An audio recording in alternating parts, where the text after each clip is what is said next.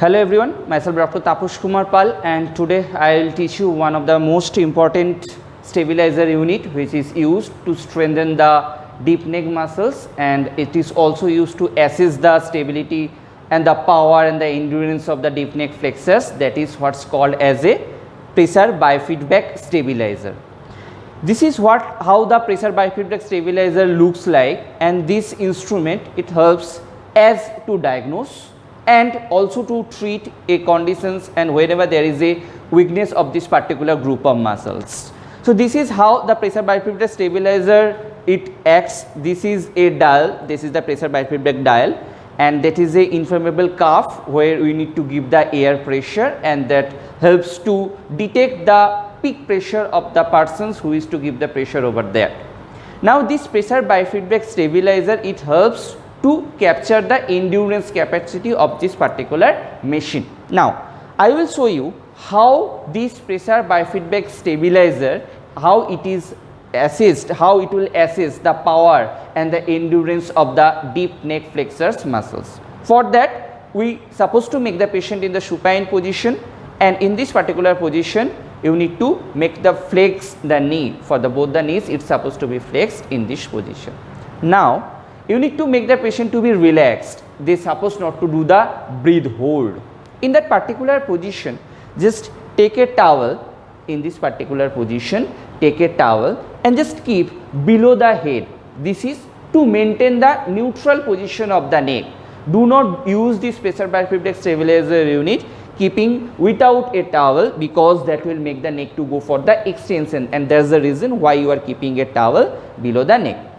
In this particular position, we will take the pressure biofeedback cuff, and as it is deflated as of now, and you supposed to insert this cuff below the cervical region.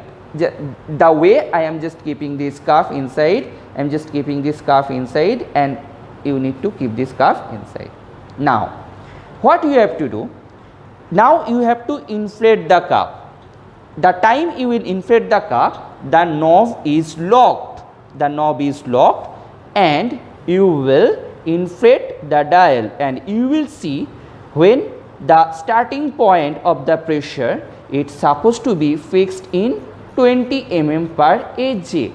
This 20 mm per Hg, it is the initiation of the pressure, because this will maintain the curvature of the spine.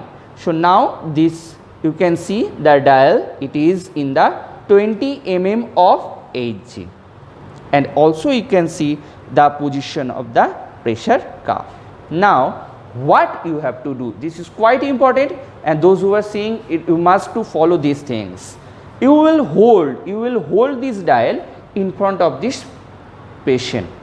That's the reason it is called as a biofeedback, because the patient is seeing this dial and they will give the pressure. That's why it is called as a biofeedback. Now the thing is pressure. What is exactly this pressure and how much pressure they will give? For giving this pressure, what you have to exactly do, you have to keep the dial in front of the patient, and you need to instruct the patient to do the chin tuck position. What is exactly this chin tuck position? They need to keep this chin inside. This is what is the chin tuck position. Few of the people they used to do the neck flexion or the extension, but that's not the proper procedures. Chin tuck will contract the deep neck flexors muscle, and this is what is this chin tuck position. Now in this 20 mm of Hg, he will do the chin tuck. So I will instruct the patient or the person to do this chin tuck, and you can see in this dial the time he will do this chin tuck, and we will instruct the patient to hold for 3 seconds. See the inflammable cuff at the point it is in 26, and he need to hold this for 3 seconds, and that's supposed to be the final part and the final readings of this inflammable cuff. This is for the assessment purpose, and whatever the peak point it will be, suppose the peak point is 24 or the 26, that's supposed to be noted. This is how the pressure biofeedback stabilizer it is used to assess the endurance or the power of the neck flexors. Once more I will repeat in a very fast way, that is the patient supposed to be in a supine position, they need to flex the knee, they need to keep a towel below the head to maintain the neutral position of the head, you need to keep a immovable cuff just beneath the head near the cervical extension region, you need to inflate the cuff until the 20 mm of Hg, and you need to instruct the patient to do the chin tuck position. The time they will do chin tuck, there the knob you can see it is getting changed, and where exactly they can hold for the another 3 seconds, that means you need to hold for the 3 seconds, and that's supposed to be the peak endurance of that particular muscle. This is how you need to use the pressure biofeedback stabilizer. Thank you.